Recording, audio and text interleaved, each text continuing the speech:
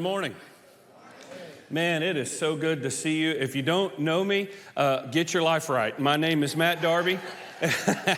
No, I am privileged. I'm honored to be one of the pastors here at New Beginnings, and I get the privilege of serving on our Gilmer campus as the teaching and campus pastor there.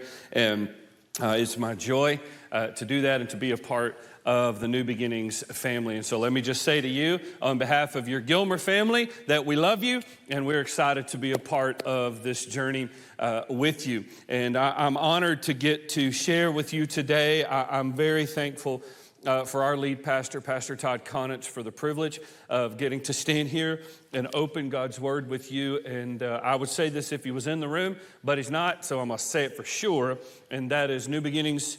We are blessed beyond measure to have Todd Conitz as our lead pastor, and here's why. Because we have a pastor who has a passion for the Word of God, who has a passion for the gospel advancing, and who has a passion for every single one of us to experience God's presence in a real way. And so I don't know about you, but I am thankful. And I would tell you, every pastor and minister and staff member considers it a privilege to serve you and to serve the kingdom under his leadership. Would you just take a minute and help me thank Pastor Todd? And just, man, just love him.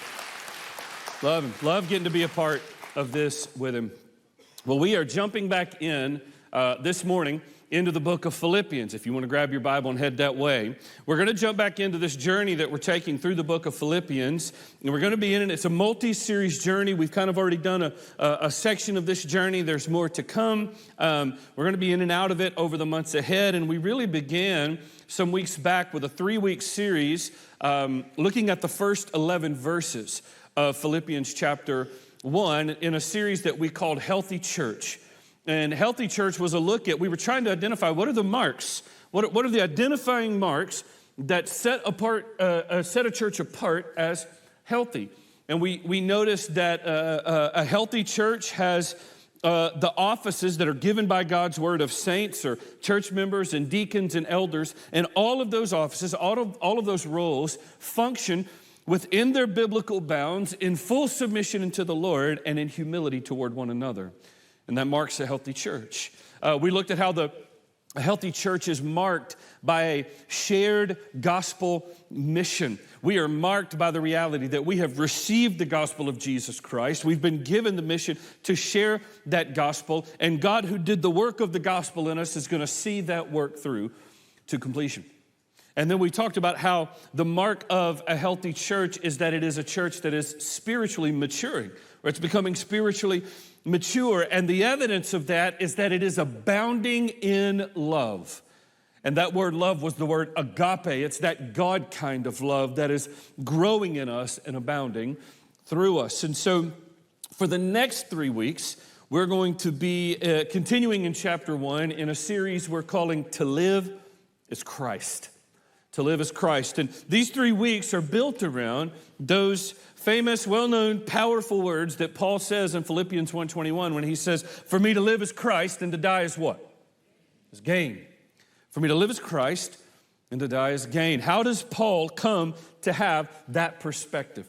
Pastor Todd's going to take us through those verses next week, but it's worth asking, how does someone gain the perspective that if I live to Christ, and if I die, it's gain because I get Christ? How does that happen?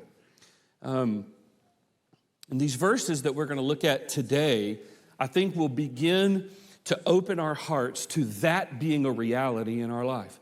We're going to look at verses 12 through 18 of chapter 1. And I think as we look to those verses, they're going to begin that process of opening our heart, opening our life to that being a reality. For me to live as Christ and to die as gain, because these verses are going to speak to what should be the passion of our lives. We've entitled the message today, Gospel Passion. Gospel passion. Well, what is passion? How do you measure passion, right? Our culture talks a lot about passion. There is no shortage of people who will come up to you and tell you how passionate they are about something. Oh, that's my passion. I'm super passionate about that. You ever had somebody say that to you and you thought, I don't think you know what that means, right? I don't think you're as passionate about that as you say you are. Why? Because passion isn't measured in words. Passion is measured in the price I'm willing to pay to achieve the goal. That's how you measure passion.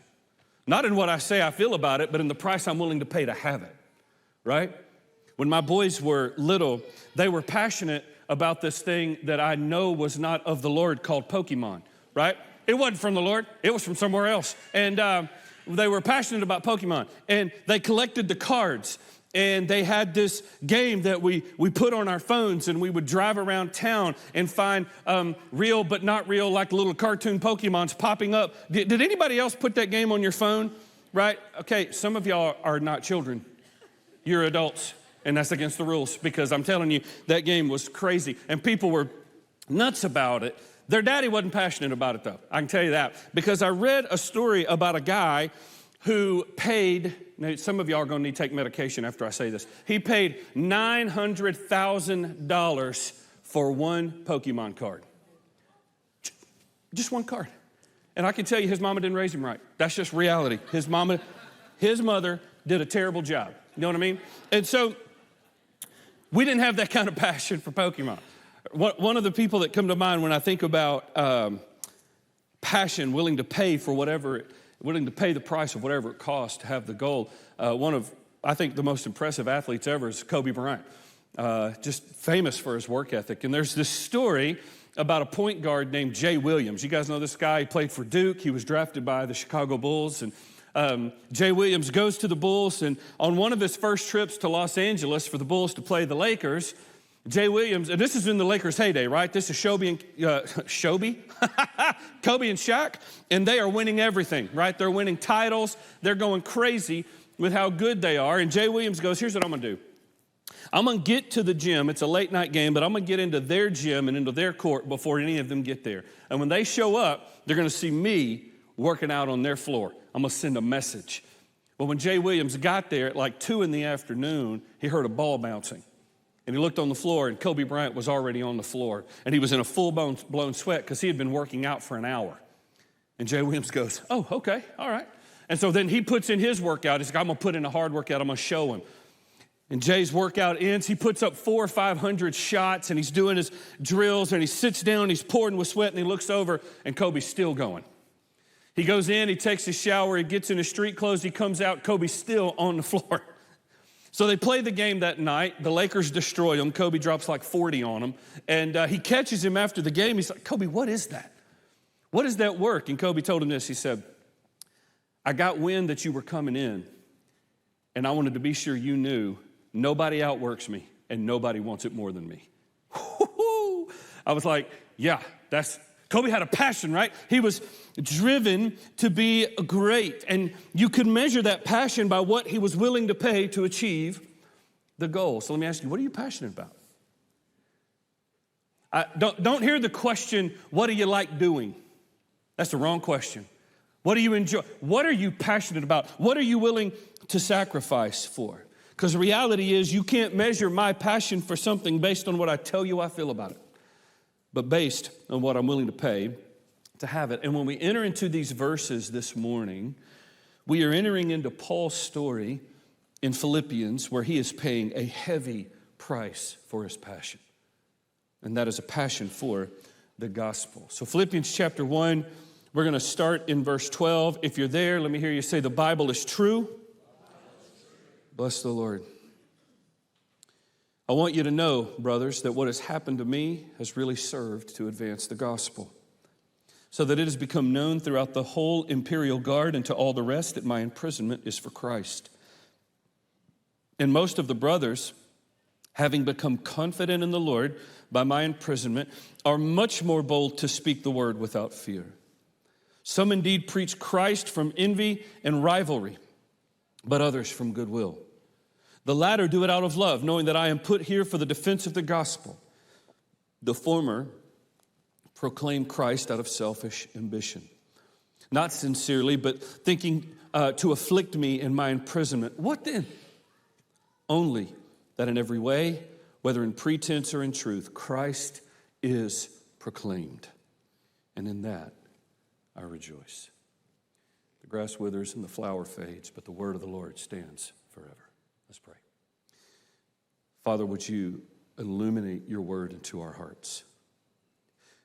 Open us up, God, to hear your voice, to be challenged, to be encouraged, to be lifted up, for your word to do what it does in us, rebukes, teaches, corrects, trains, makes us righteous. Would you do all of that? We want to just submit to the Holy Spirit. I pray on behalf of your church, God, that you would protect them from anything that originated in my heart and only deliver what was born from your will and from the throne room of heaven.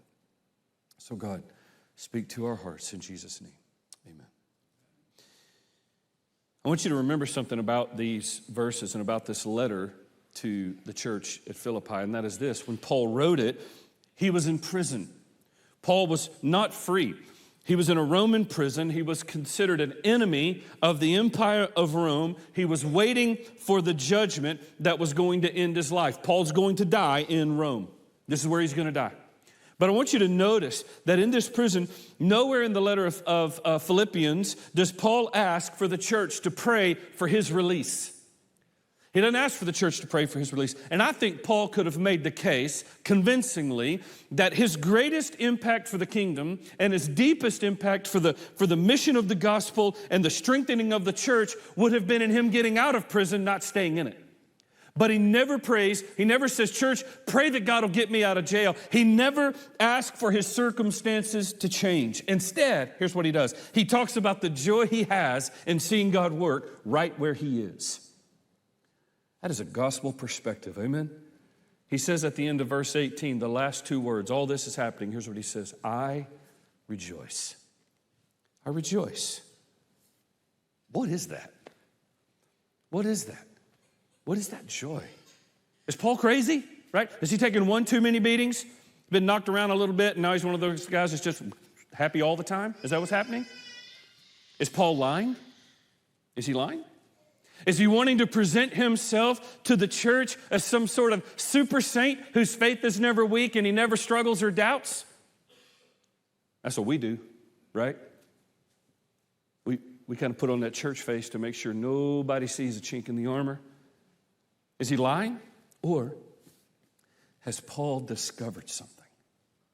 Has Paul discovered something? Has he found a passion in something that has nothing to do with his circumstances? I think what Paul has discovered is this. I think he's discovered the joy of a life poured out for the gospel. He's discovered the joy in a life emptied out for the gospel. And he has experienced the gospel as so deeply transformative and so deeply satisfying and glorious that it has become his passion to see it advance. Have you experienced the gospel that way? That you have experienced it as so deeply transformative and so deeply satisfying that all you want is to see other people find what you found. That's where Paul is, right? He has made this unconquerable, unstoppable gospel the passion of his life. And here's what that does. It gets us to our first truth. Here's what happens. When the gospel is your passion, every obstacle becomes an opportunity. When the gospel is your passion, every obstacle becomes an opportunity. Look at what it says in verse 12 again. He says, I want you to know, brothers, that what has happened to me has really served to advance the gospel. Now, it's easy to miss the magnitude of that statement until you consider everything that has happened to Paul. Paul has had it rough. He has had beatings, floggings, whippings. He has been shipwrecked. He's known starvation. He's known thirst. He was bitten by a snake where the entire island of people just stared at him waiting for him to die, right? He's been persecuted everywhere he goes. This isn't even his first time in prison. And now he's back in prison where he's been for 2 years awaiting the trial that will end his life. And he says everything, all of it has served to advance the gospel. That word served is incredibly important. It's incredibly important. All of these things have served. Here's why it's so important. It reveals that the things that have happened to Paul, while they may have been hard, and while they may have seemed unfair, and while they were out of his control, there was nothing he could do about it. While all of that was true, they were unfair and brutal and hard. They were under the sovereignty of God. They weren't meaningless sufferings. They were serving a higher purpose as opportunities to display the gospel as the most satisfying reality in the universe. And this isn't the sermon, but I do want to tell you, there is no hardship you will face ever that God has not strategically placed in your path under his sovereignty to display just how good he is. Do you believe that? Maybe you're in one of those. Maybe you walked into the building with one of those already. What I find interesting is Paul really wanted to go to Rome.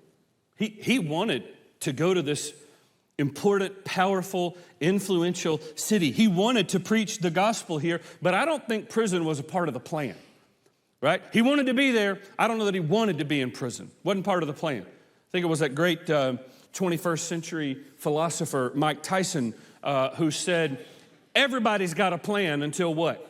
Until you get punched in the face, right? Think about Mike Tyson. Who doesn't like thinking about Mike Tyson, right? He had a great week, by the way. Did you see that video? Yeah, he had a stellar week. Mike Tyson had 50 wins. 44 of them were by knockout. Now, here's what I want to tell you about all 44 of those dudes that Mike put to sleep. They got into the ring believing they had a plan. They had watched film of this guy fight. They knew his tendencies. They knew when the bell rung, he was going to come charging out of that corner, and they knew how they were going to respond. They had mapped out the first few rounds. The plan was perfect until Mike hit him with that right hand and put him to sleep. Mike had that kind of right hand that would make you take a nap in public. You know what I'm talking about? Just put you out. And that's what he would do. Listen, I think Paul had a plan. And prison came along and interrupted that plan. And yet he's saying, in all of that, in all of the hardships, I rejoice because the gospel is advancing. Why is that true for Paul? Because Paul's freedom and his comfort and his liberty was never the point. The gospel was the point. The gospel was the point. And just in prepping this week and in praying this week, I have come under deep conviction that I have too often made the point of my life, my comfort and my ease. And Paul said, my freedom's not the point, my comfort's not the point. My protecting myself from outside influences so that nothing touches me, that's none of what's important. What's the point is the gospel. And because it is advancing, his passion is being satisfied and his joy is being fulfilled.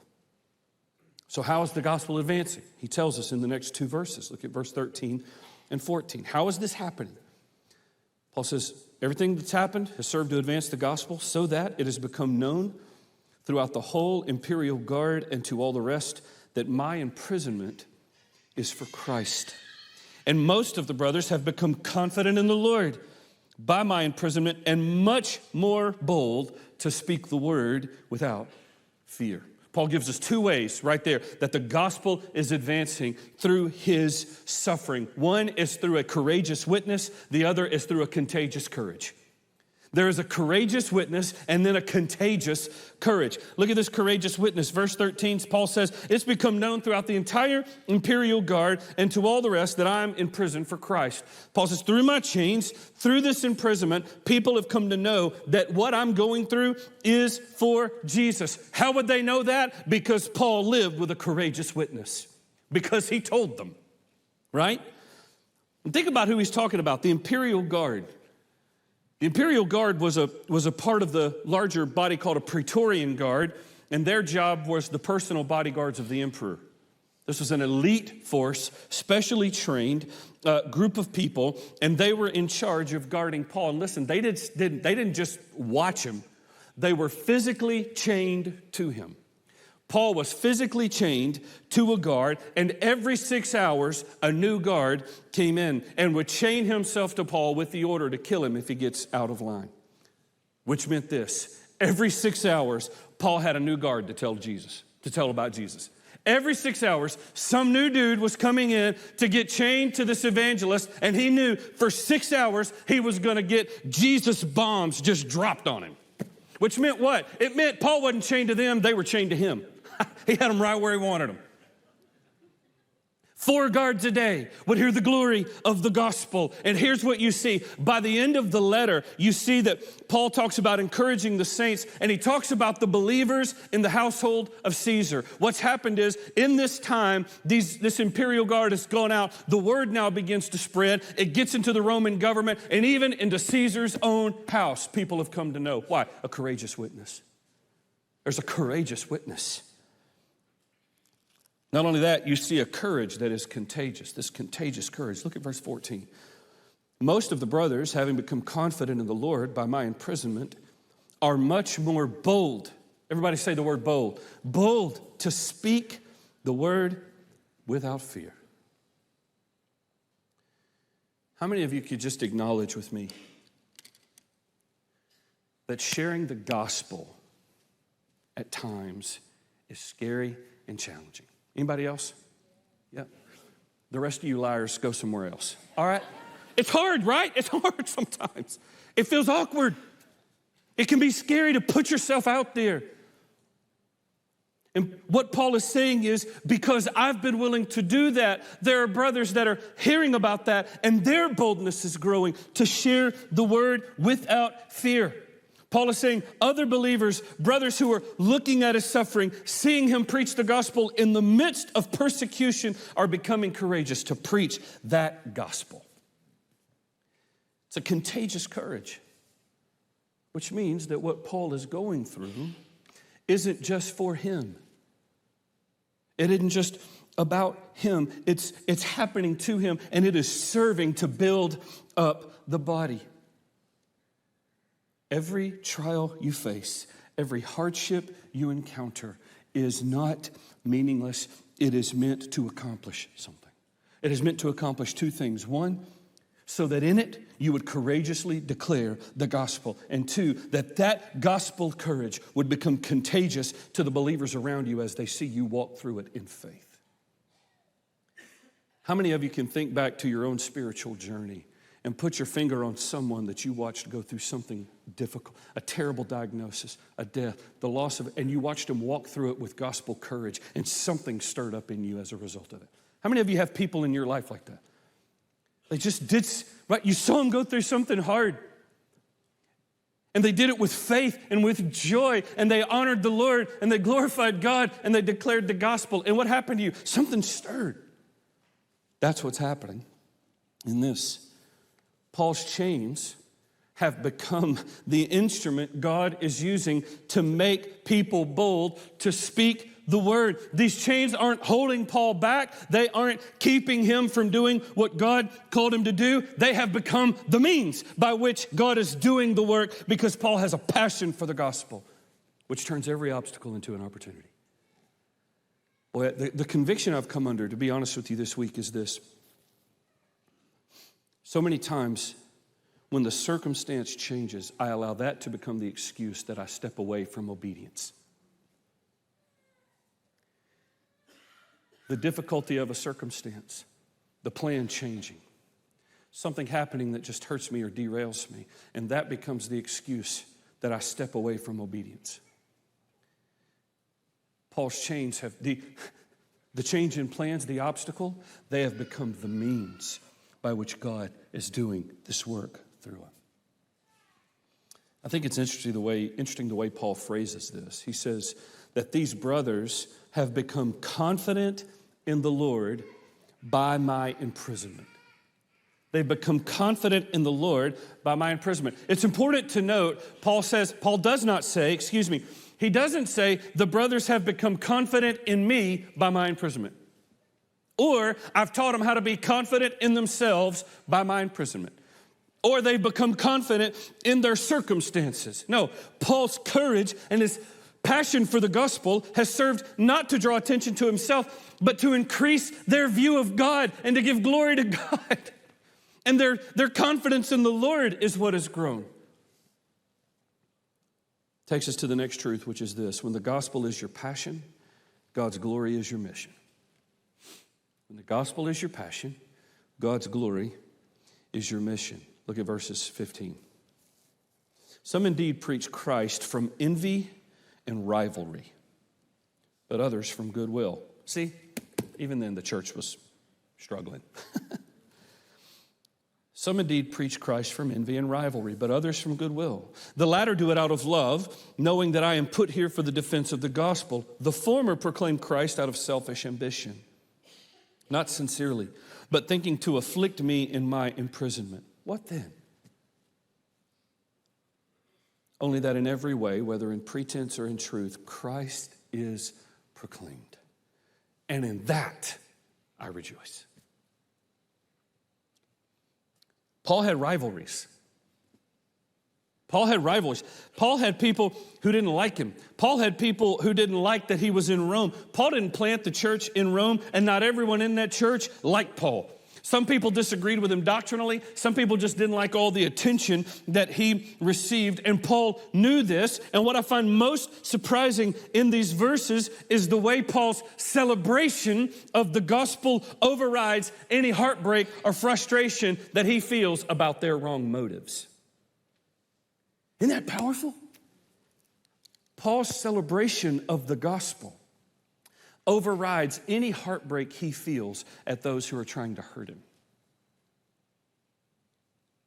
That is a gospel perspective. God, grow that in us. Far more than being concerned with himself, far more than being concerned with being well thought of, more than being concerned than being liked by everyone, Paul is concerned that Christ crucified is preached and that God is glorified. That's what he's concerned about.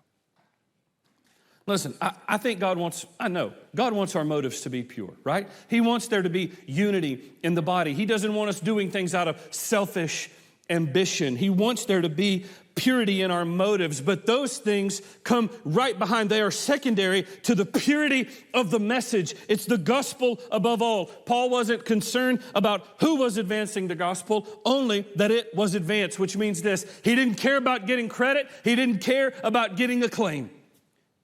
God set us free from the need to get credit. How amazing would it be to live your life free from the shackle of needing to be recognized, of needing to get credit? I'm not just talking to you, I'm talking to me too. Paul wasn't looking to get credit. Why?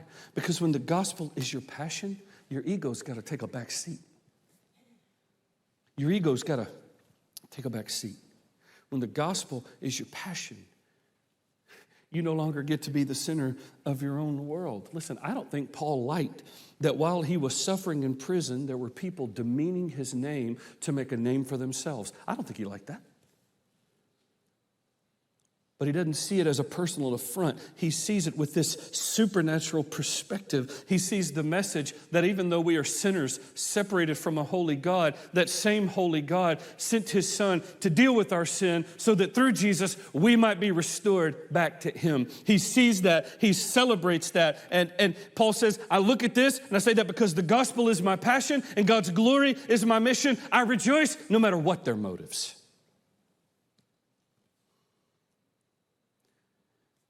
I think Paul's able to get to this place because there is an assumption he lives with that the gospel is going to cost him something. Not that it cost him something to receive. That's free, right? It's turning to Jesus, seeing him as the solution for your sin, recognizing your need for a Savior, receiving the free gift of salvation and being born again. But Paul believed Jesus when Jesus said, if anyone wants to come after me, he must deny himself. Stop being the center of his own world. He must take up persecution, hardship, insult, injury, exclusion. He must take up his cross. And then he must follow me.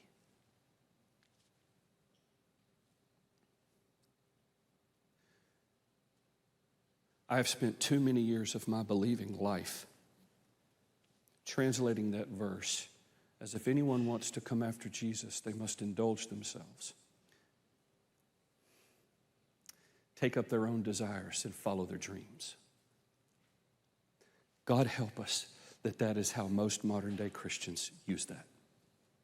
I'm talking to me too. That is not what Jesus said.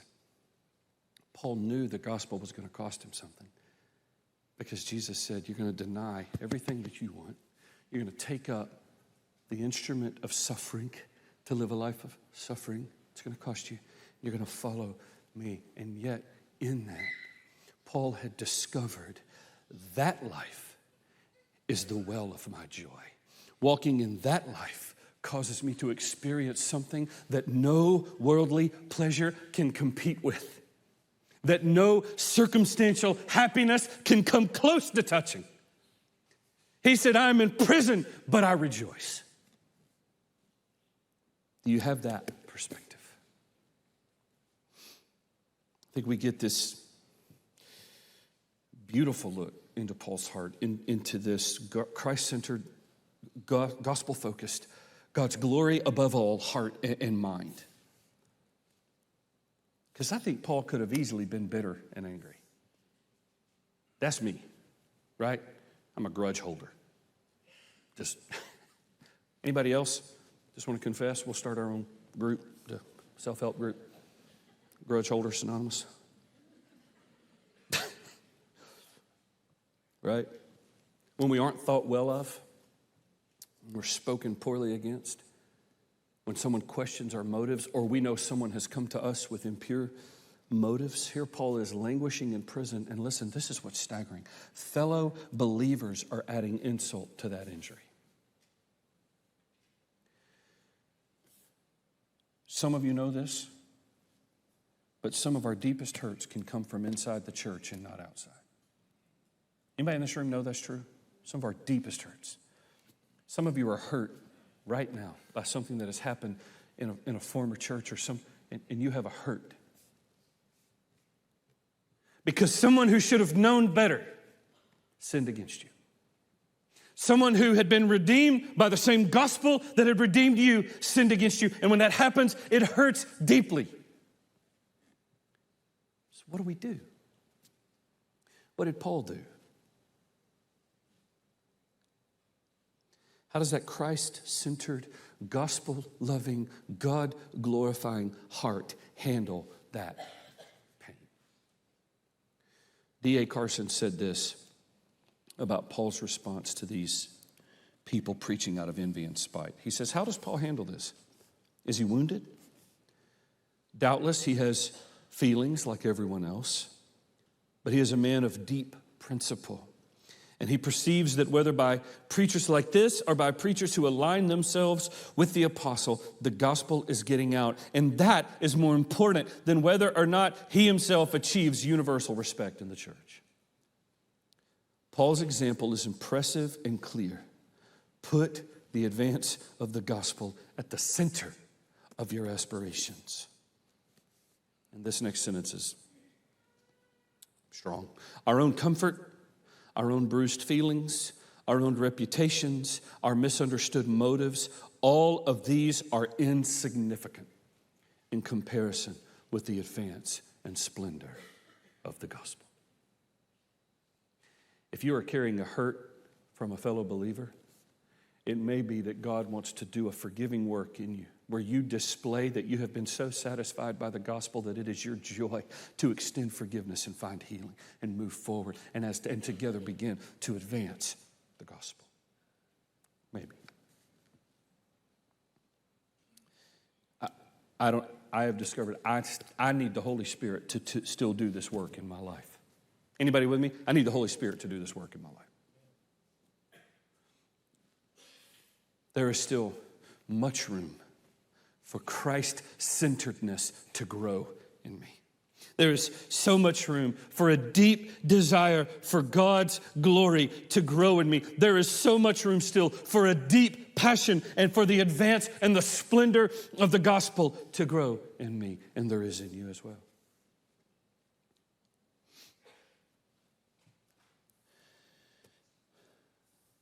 I was reading this week about someone who lived and died with this gospel passion. It's a missionary by the name of Nyrum, Judson. I don't know if you've heard of him. Nyrum, Judson was one of the first Baptist missionaries ever commissioned onto the mission field. And he gave his life to missions in Burma, which is modern-day Myanmar. He was there for 40 years. But before he left on the mission field, Nyrum fell in love with a young lady named Ann Hasselton. Fell in love with this young lady named Ann, and he knew he wanted to marry Ann, but he also knew the hardships he was going to on the mission field, that they would face together on mission. And so he wrote a letter to Ann's father, asking for her hand in marriage. But he wrote this letter with those hardships in mind, with the reality of what it was going to cost them to go live this life in mind. I want you to listen to this letter he wrote and hear the gospel passion in it. Nyrum writes to his future father-in-law, I have now to ask whether you can consent to part with your daughter early next spring, to see her no more in this world. Whether you can consent to her departure and her subjugation to the hardships and sufferings of a missionary life. Whether you can consent to her exposure to the dangers of the ocean, to the fatal influence of the southern climate of India, to every kind of want and distress, to degradation, insult, persecution, and perhaps a violent death. Can you consent to all of this for the sake of him who left his heavenly home and died for her and for you? For the sake of perishing immortal souls, for the sake of Zion and the glory of God, can you consent to this?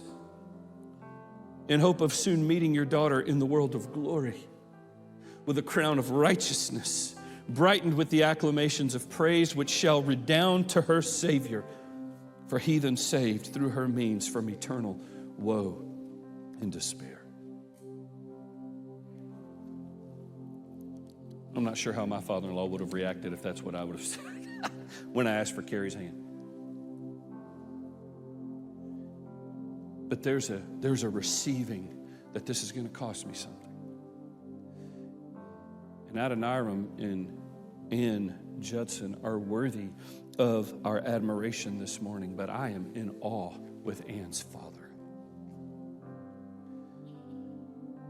He had a gospel passion and a gospel perspective that made the gospel advancement his goal, because Mr. Hasselton, he did consent to her getting married, and Ann did marry Nyrum Johnson, and he never saw her again in this world, and she did die on the mission field. But because of their sacrifice, to this day, there are about 8,000 churches in this area and some 2.5 to 3 million believers.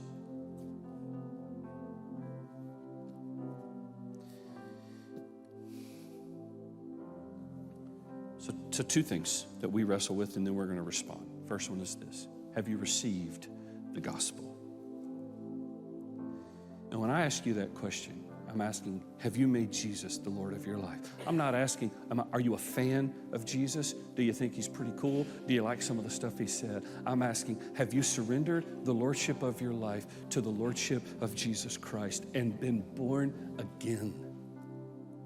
Well, man, how do I know that? I've been in church my whole life. There's going to be a lot of people in hell that spent their entire life in church. Here's how you know. You can put your finger on a moment where you met Jesus and he changed you. You were one thing, you met Christ, and you became a new thing. Now, you haven't been perfect from that day until today, but you've never been the same. Has that happened for you? Have you made Jesus the Lord of your life?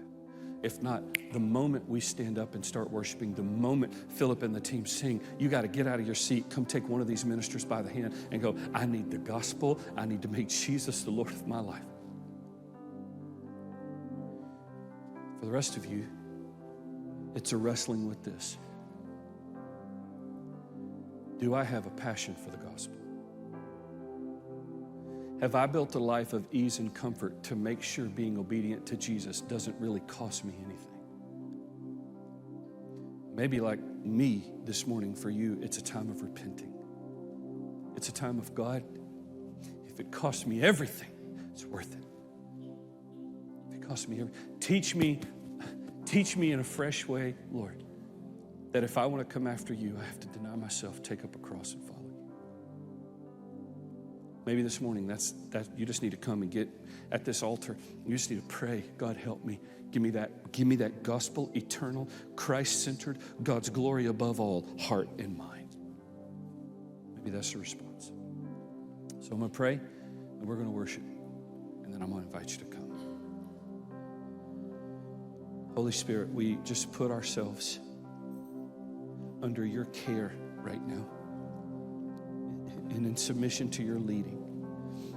And Father, I ask that you would move in our room, that you would move in our hearts, that the word you have spoken today, God, that we wouldn't push it aside out of fear, but we would embrace it in joy, and we would walk in obedience to it. Would you bring salvation into this room? We love you. We praise you in Jesus' name. Amen.